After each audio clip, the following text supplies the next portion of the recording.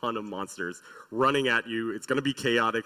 It's going to be insane on these larger maps. And let's take a look at the 3 maps that we have here. We have Resort, Hospital, and Junkyard. Let's start off with Resort. And Lucian, run us through a little bit of the backstory of Resort. The resort is a hot springs resort in Truth or Consequences, New Mexico, and what happens is it is now the heart of the nest of the parasite. This is where its archetypes come out. This is where it evolves to counter what you throw at it. Absolutely. And Mac, how does this play as a map? Well, Resort is the map that we want to play as a homage to our Siege maps, in the sense that it starts very much like you would do in a disarm the bomb scenario, but this time we're twisting it so you actually have to go and plant bombs. And once you're done, it's not finished. You actually have to go through the city of Truth of Consequences and a very outdoor environment. And those objectives are integrated into the map, into the game, with a little bit of more story, a little bit more storytelling that players are going to be used to as well. And now let's take a look at Hospital, our second map. Lucian, this is really kind of an intense map. This is an intense map because what happens is you've got Dr. McIntosh. She was there when the outbreak first started happening. She worked with the CDC teams. She's managed to remain uninfected. And if there's anybody that has any information, it's her, but she's trapped in the hospital. Obviously, we saw a lot of this doctor in some of the teaser assets that were released leading up to Outbreak. Mac, how does that map play? Well, as you saw in the demo, this is a map where we took the CQB to the next level. It's very close quarter. You have to go through those corridors, very difficult. And also, it's where we expanded on the concept of hostage rescue, and we took it to the next level where it takes time to get to the hostage. And once you got her, it's not done. You actually have to do stuff before you're able to exfiltrate on the rooftop. And finally, we have Junkyard, which is really kind of the start of it all, right? Start and end of it all. The junkyard, the nest, is essentially where the capsule is located, and that is what you're going to be going after. It's at the heart of all of this. So you take this down, you may be able to finally fight all of this and stop the infection. Mac, I imagine there's going to be a lot of monsters here in the junkyard. Oh, absolutely. This is the heart of the nest. So you can see the environment is very parasited. It feels out of this world. And it's time to take off the training wheels. You're there to blow stuff up. Blow stuff up in Junkyard. Maybe plant that Tachanka turret and just unleash hell. Absolutely. I'm just trying to figure out, when were the training wheels on?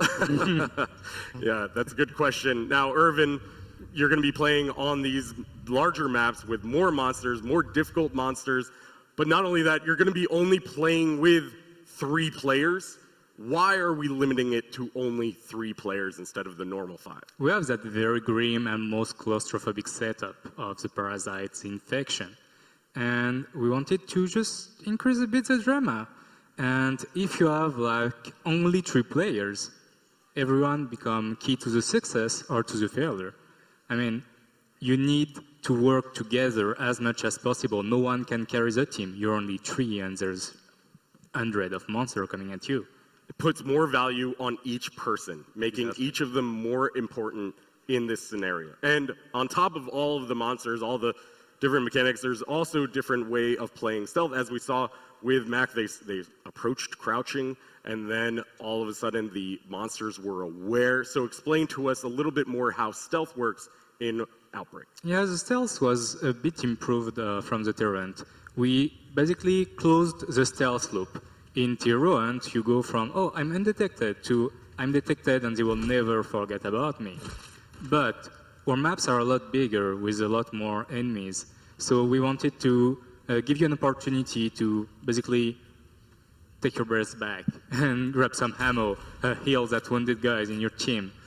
So we have that mechanic, like you can come back to an hiding place and try back your advance in a more stealth way if you want. As we discussed earlier, there is that unaware and aware state, and you can go back and forth in between them in Outbreak. This sort of stealth loop that you're talking about allows the players to be a little bit more creative with their strategy. And on top of this, we the gadgets that players are normally used to, like flashbangs and smoke, interact with enemies in a little bit of a different manner. Briefly explain how those change. Yeah, we just wanted to keep the core mechanics from Siege. You don't learn to play your operator differently. You use them with the same gadget the same way. But the effect may differ and make you able to use those new stealth dynamic and those new takedown mechanics you have seen during the demo. Of course, the same tools that you're used to. You're not going to be learning a whole new game how to play Siege again. It's still the same Siege, but just a few little wrinkles that you're going to be able to experience once you get your hands on Outbreak. And experiment. And experiment. And of course, we've been talking about these two different difficulty levels. Explain to us what these difficulty levels are, regular and pandemic. Well, if you don't want to die in front of your streamers, those guys there, over there, you play normal. If you want to enjoy the real experience of Outbreak, of course you play in Pandemic. You will be able to not only enjoy sometimes a mix between various special archetypes, like for example, two router assisting the smatcher into smatching you. You will see that the enemy are a lot more resistant, but the top archetype, you will discover a new one just for Pandemic. Your teammates. It's the best one as doing a net shot because the friendly fire will be enabled. Right, for the first time actually in normal mode in Outbreak, there won't be friendly fire enabled. But in Pandemic, friendly fire is enabled, so if you're tossing a grenade, shooting Ash, breaching Chard, it's going to create even more chaos than a breacher running at you, for example. And of course, with the Pandemic mode, there are going to be exclusive Ubisoft Club Challenge rewards. And we're going to take a quick look at some of these rewards. They are so cool looking in-game. They're going to be used in both PvP and PvE, of course. And they're kind of glowing, and there's going to be one per week, actually. And there is even going to be one leading up to the launch of Outbreak. So these are going to be exclusive for beating Pandemic mode in the game, which is really going to be kind of a cool reward once you receive those. All right, so talking about the operators, going back to the operators, we have a select limited amount of operators. Why are we only limiting it to a certain amount? There's two factors. First, the fan service and the fact that Vitaly is very big as a man and I'm small. So of course there's Chenka in the game. But also, instead of just the fan service, we have to find the right operator to have a synergy inside the Outbreak operation. And for example, Twitch with her drone zapping grunts would have been funny to see, but a bit useless. And then, as I said, the three operators are key to the drama. Each one is a key player, so they need to really separate their role. And you need someone to maintain the team alive, like Doc or the new operator Finca, which excel at that. You need, with that swarm of enemy coming at you, some good crowd control operator, like Ying, for example, or the new Lion operator to help you manage the amount of enemy coming. And of course, you need the damage dealer. And for that, we bring the Russians, of course. The Russians, so Tachanka, Kapkan, and Glaz are all going to be playable in this as well. Outbreak was just designed for Tachanka. It's Operation Yes, Chenka in real. Operation Tachanka. Yeah, no, I think we're going to see a lot of different gameplay, and not changing the way that operators are played. It's one of the reasons why Thermite is not actually playable, but he is going to be in there, as Lucian's going to be sort of talking about, but he is going to be in there. But talk a little bit about why we didn't want Thermite playable in Outbreak. Yeah. Your enemies are not barricaded. So if we wanted to have Thermite as a useful operator, we would have changed basically his gadget. Well, Thermite without the Thermite charge? Really? And we want you to enjoy your operator, the way you play them into Outbreak. We're not bringing a clone of them in Outbreak. We're bringing your operator, your main operators into the games. Absolutely. So they had to be useful. They had to make sense into it. The main operators, and also your fan favorite operators, like we've seen in the CG trailers with Ash, Thermite, Tachanka, and even Doc in that opening CG trailer. Lucian, talk a little bit about why we selected this all-star cast of Rainbowsix operators. No, first of all, in all fairness, I did try to give Thermite a nuke. So, I did try to include him in on this. So, look, as far as the operators that we have are concerned, there was kind of a split in how we approached it. The first one was, who are our most popular operators? Who are the operators that the fans know and love and have been there from the beginning, and Ash was at the top of the list. The other thing that we ended up by doing was we looked at the fans and we said, the community, who is it that the community loved? And having an event like this without having Tachanka in it was just an absolute no-go. So we obviously included him. And then there was also a little bit of a personal choice, because I had to put in Thermite because I went to high school in Houston, Texas, and he's from Texas. So I was like, okay, he's an Aggie. I've got to give some love there. Absolutely, but it's beyond just that as well, because we saw Ash and Thermite becoming more than just characters, standalone characters. Their relationships are building in these CG trailers as they're talking, as Thermite wants to just nuke the town of Truth or Consequences, and Ash is like, hold up a second, we can think about this, but let's back off from that option. Right, and the thing is that also, the other thing is that we wanted to see operators that we never had a chance to see visually before. So Thermite, Doc, we finally take the helmet off, we take off the welder's goggles, and we have our characters there. We actually got to play with them and have them on screen and sort of pay off a lot of the community love for those personalities. Now the thing is that when we had them on set, especially with, let's say, Patricia, who's playing Ash, and with Thermite, who's played by Carlo, there was a really good dynamic that we had on set there. We had a lot of different scenes written, they played off of each other, and this kind of almost brotherly, sisterly thing ended up by playing off with each other. As a matter of fact, one of the inside jokes even made it into the Elite Ash winning screen animation, exactly, where she does that, because in a lot of animations, every time she was interrupting Thermite, she was doing this all the time. So we're like, okay, that's got to go in the game as well now. So really, did some of the personality of these characters, of these operators, come about because of the actors behind them?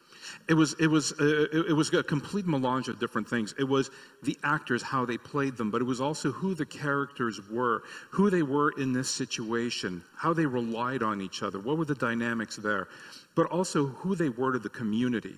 The community with the artwork and the cosplay and everything has really informed a lot of who these characters are, especially since these characters kind of almost existed in a small bit of a vacuum when they were first created, in terms of they never really interacted with each other. There was some crossover, but it was mostly CTU related. And then suddenly we had the ability to do CGIs with them and mix and match them within CGI. So we got to see who they were together, and that was the most important part. That was the most important part of putting these guys together. As we mentioned on the Universe panel, relationships are going to be so important moving forward, as the community has embraced creating relationships around these characters. We wanted to expand on that and really create something a little bit more official, create these CG trailers that bring out the life of our characters so much. Well, the thing is that you mentioned moving forward, and that's a really crucial point, because moving forward, we now have a Universe team in place. Farah, who you've interviewed earlier, she is a part of the Universe team, along with myself, along with 2 other writers. We have artists, we have scripters. We are exploring all the different ways that we can now start exploring these characters. And the important thing, like I mentioned before, is our characters existed alone, and we now want them to exist together, to see who they are. Because the important thing for us is that they may agree, they may disagree, there may be some friction between them, but in the end, what's important is how they get together, and in the end, during operations, during these training scenarios, all of it, they're soldiers and they are professionals down to the wire in those moments. But then we also want to explore a little bit more outside of that and play a bit with that as well. So play a little bit more with the characters, introduce them in new, different scenarios like we're doing with Outbreak, and introduce them in a new light where players can really kind of relate to them a little bit more and actually see these operators interacting with each other. I think that is so important, as we see with Ash, Thermite, and even Tachanka being there, where he's kind of cracking jokes, and his personality is coming out a little bit more. And then we even see Doc in there being one of those more humanitarian. Right, and that's the important thing, is that with Doc, he actually really provided a really awesome counterpoint, because you have Thermite saying, why don't we just nuke them? And now you have Doc who's contending that and demanding more out of Ash. And Ash, as sort of first boots on the ground for 6, is becoming more and more important to Rainbowsix and to the other operators as well. So we really want to be able to showcase those operators, and now the question is, and that's the question that the Universe team is exploring, how do we do that? How do we evolve those characters for the future, moving beyond Outbreak, moving into year 3, and building those connections, building those storylines that the players have been really embracing, and really, I mean, this is all about the community, all about providing the community with entertainment value for our operators, and really creating this world. You know, the thing is that the community is the one that's been doing the heavy lifting. I mean, if you think about it, the initial bios that came out were about maybe a paragraph to 2 paragraphs long. The ones that have really informed who the characterizations are have come from the community. The who interacts with whom is, I probably just screwed that one up, but who interacts with who has actually been a major thing that the community has helped bring up and build. And we want to play off of that, and we want the community to be involved. We are listening, we are watching, we are learning. Some of the steps that we take may go off in a direction that they don't appreciate, and we may realize, oh, maybe we didn't mean to go there, or maybe we shouldn't have gone there. And in other points, we're going in directions, and the community has reacted really positively. And I love that dynamic. I love that relationship. The live team gives you this instant level of feedback and a much closer interaction with the community out there, and it's just a fantastic experience. It's amazing, an amazing community. Rainbow Six Siege's community is one of the most amazing that I've worked with, and Outbreak is here for you guys. This is why we're doing it. And so that is a look at Outbreak, coming to you on March 6th for 4 weeks, and live on the test servers on February 20th. Of course, there are just a few other things that are going to be live on March 6th. We have the Ash Elite skin that will be arriving in the Outbreak packs. We have this Outbreak collection that we are launching with 50 packs available, and the Ash Elite skin will be available in that. So on top of the free one that you're going to be able to get from playing the game, for playing one game before March 6th, you're also going to be able to get an Ash Elite skin that has a different variation. You're also going to be able to get everything from weapon charms to weapon skins to full BDU body dress units with headgear and charms, all within the Outbreak packs. And of course, if you play Outbreak when it's live, you will get 4 free Outbreak packs, and they will be available in-game for our 6 credits. And this is something that we're going to be tying in. There's obviously a little bit of storyline here that ties in the operators to the Outbreak packs. Right, and that's what you're going to be seeing more of, is we're going to use every opportunity and every little thing that we can in order to tie in whatever we release into the lore, into the operators. We want there to be a closer connection between all of the stuff that you see, that you pick up. We want it to resonate with you so that if a player puts on something, they understand where it fits in that character lore, or why it's important, or how they manage to participate in an event. Yeah, absolutely. So, with that said, that is Outbreak, coming to you once again on March 6th for 4 weeks, and on the test servers starting February 20th. Thank you so much to my amazing guests. Please give them a big round of applause. Don't go anywhere. We have the grand finals match between EG and Penta Sports right after this.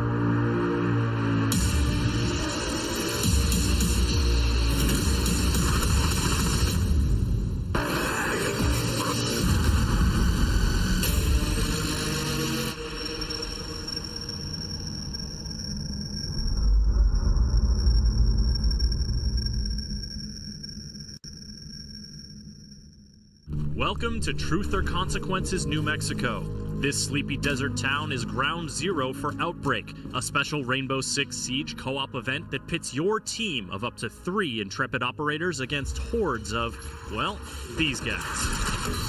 These mutated abominations will do everything in their power to stop you from accomplishing your objectives as you follow the story of Team Rainbow's efforts to quell the carnage and uncover the truth. So you'll need to adapt your tactics if you want to survive.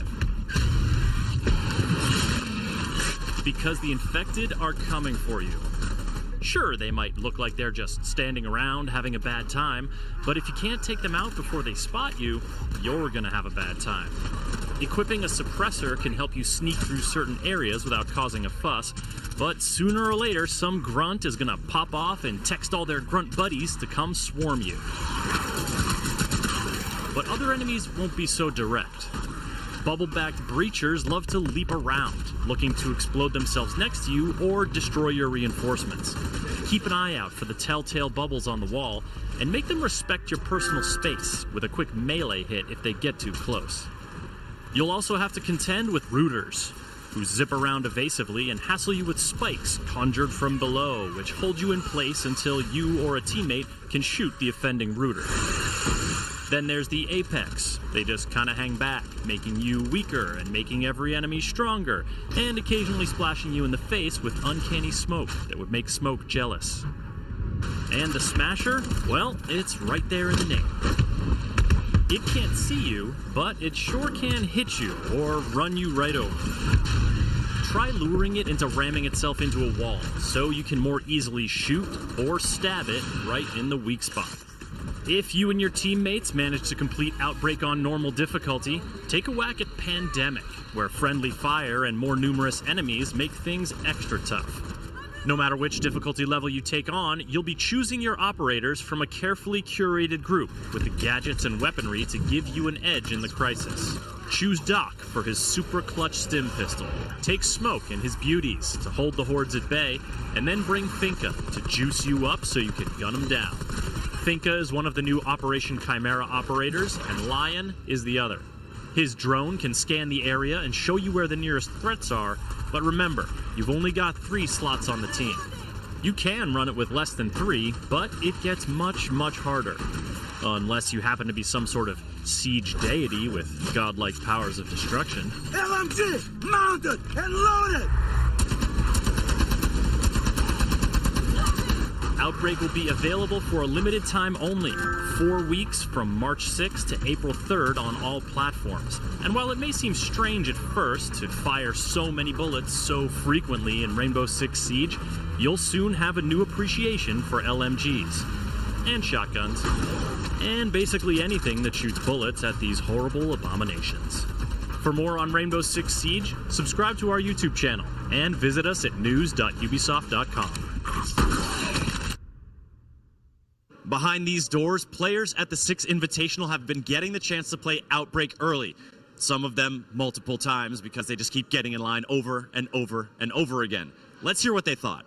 So tell me which operator you ran when you played Outbreak. I played Lion. Well, I went Smoke. He's my favorite operator. I picked Ash. I was playing Doc. The new Russian one, Finka. How was your Outbreak experience? Outbreak was really fun. It's very difficult when you're first going in. There's a lot of different mobs and zombies that you kind of have to... It's unexpected. Definitely the Rooter is the challenge you need to watch out for.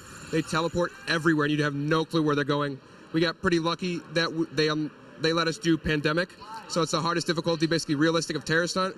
And that makes 2 rooters, so it's pretty difficult. What did you think of the maps roaming around those big open spaces? So it was a nice change, and I enjoyed it. The maps didn't feel too open, they didn't feel too cluttered or anything. It was a nice balance, you know, multiple objects, cover, I could hide and everything. I enjoyed it, yeah. In Outbreak, there's a lot of new enemies coming at you that you don't normally see in Siege. How did they go? It was weird at first. I was like, what is that? It's so weird. It's like an ugly big beast with something in the back. You have to make sure you shoot in the back. But other than that, it was really weird. I'm like, oh, this is cool. But yeah, I loved it, yeah. Did you find that team coordination was important? Very much so. If you were by yourself, and there was a few cases where we kind of separated, and then we were kind of doing our own thing. And as a result, we started to actually lose a certain area.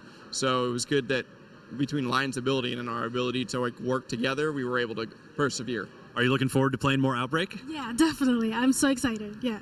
Oh yeah, I cannot wait to get home and try this out some more. I'm very excited to play it. The Outbreak fight rages on here at the 6 Invitational, but it's coming soon to you, March 6 on all platforms. You'll be able to check it out yourself.